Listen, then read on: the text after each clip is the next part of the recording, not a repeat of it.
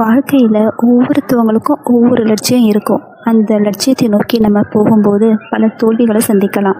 தோல்விகளை சந்தித்ததும் நம்ம சோர்ந்து போகக்கூடாது. ஒவ்வொருத்தவங்களும் ஒவ்வொரு விதமாக சொல்லுவாங்க. இது உனக்கு தேவையில்லாத வேலை, வேறு வேலையை போய் பாருன்னு சொல்லுவாங்க. அதெல்லாம் கேட்டு நம்ம சோர்வடைஞ்சு நம்ம ஆசைப்பட்ட விஷயத்தை கைவிட்டுடக்கூடாது.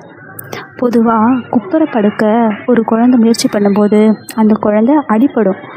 ஆனால் அதுக்கிட்ட நம்ம போய் சொல்லுங்கள், குப்புற படுக்காத, குப்புற படுக்க நீ ட்ரை பண்ணாக்கா உனக்கு அடிபடும்னு சொல்லி பாருங்கள். அந்த குழந்தை அதை கேட்குமா என்ன? நம்ம பேசுகிற பாஷை புரியுமா என்ன? அது என்ன செய்யும்? அது பாட்டுக்கு அது வேலையை பார்த்துக்கிட்டே இருக்கும். குப்புற படுக்க திரும்ப திரும்ப முயற்சி பண்ணும், கடைசியாக குப்புற படுத்தும் காட்டும். அதுபோல தான் நம்ம வாழ்க்கையில் முயற்சி பண்ணும்போது ஒவ்வொருத்தவங்களும் ஒவ்வொரு விதமாக சொல்லுவாங்க. அதெல்லாம் நம்ம காதில் வாங்கிக்கிட்டு நம்ம முயற்சியை கைவிட்டோம் வச்சுங்களேன், நம்ம தோற்றவங்களாக போயிடுவோம். வாழ்க்கையில் எப்போவுமே தோற்றவங்களாக மட்டும் வாழவே கூடாது. தோற்று போயிடுவோம்னு சொன்னவங்க முன்னாடி நம்ம ஜெயிச்சு காட்டணுங்க. நம்ம வாழ்க்கையை வாழ தானங்க பிறந்திருக்கோம். நம்ம ஆசைப்பட்ட வாழ்க்கையை வாழ தான் பிறந்திருக்கோம்.